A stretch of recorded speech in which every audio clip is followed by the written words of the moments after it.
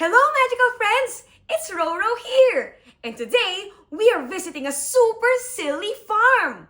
But this farm is no ordinary farm because there are lots of animals doing the craziest things. Let's read Parrots Eating Carrots. But first, I want to send a big thank you to Julia Morey and Paul Ainsworth. They are the creative geniuses behind this book, and they've given me a special permission to share it with you today. Are you ready to read with me? Okay, let's go!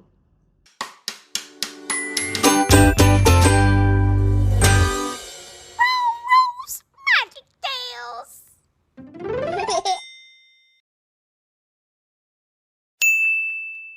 On Rudy's farm, there are Parrots Eating Carrots, written by Julia Morey and illustrated by Paul Ainsworth. On Rudy's farm, there are heaps of sheep. Heaps of sheep? That's a lot of fluffy friends!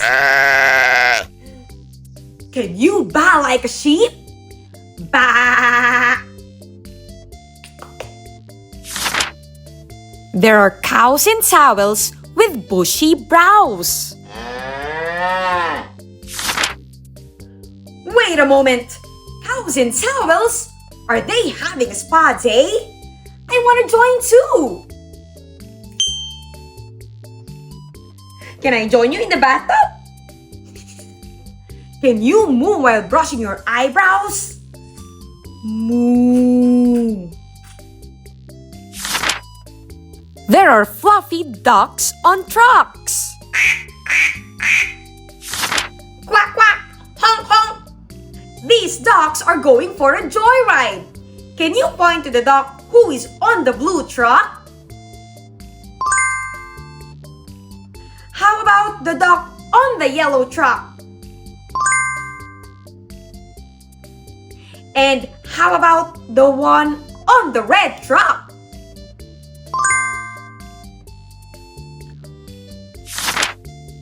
There are flamingos that like to play bingo. Shh! Keep quiet. The flamingos are concentrating. They are playing bingo. Bingo as in B-I-N-G-O. Bingo! There are foxes in boxes and one is a boxer. Whoa! These foxes can fit in these boxes?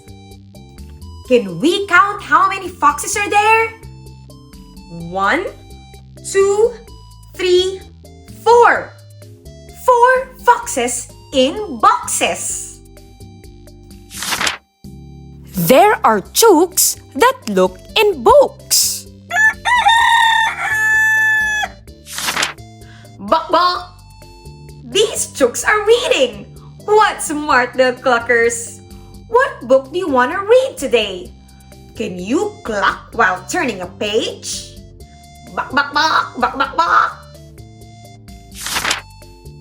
There are goats in boats that float up high.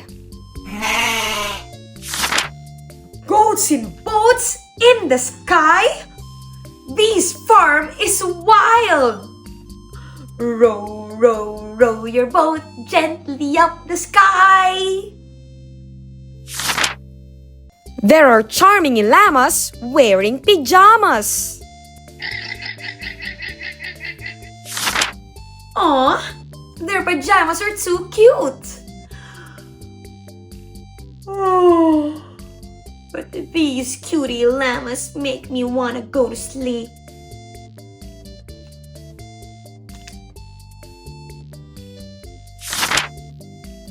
There are pigs in wigs waving twigs. Pigs in wigs? Looks like they're having fun. There are parrots eating carrots. Finally, the parrots! Can we count how many parrots are here? 1, 2, 3. 3 parrots eating carrots. Can I have some carrots, please? On Rudy's farm, life's a charm. Wasn't that the silliest farm you've ever seen? From sheep to pigs to parrots eating carrots. Rudy's farm is truly a charm. What is your favorite animal today? Do you think you'd like to visit Rudy's farm with me? Thanks for giggling and reading with me. Don't forget to subscribe and come back for more magical tales. Bye for now, magical friends!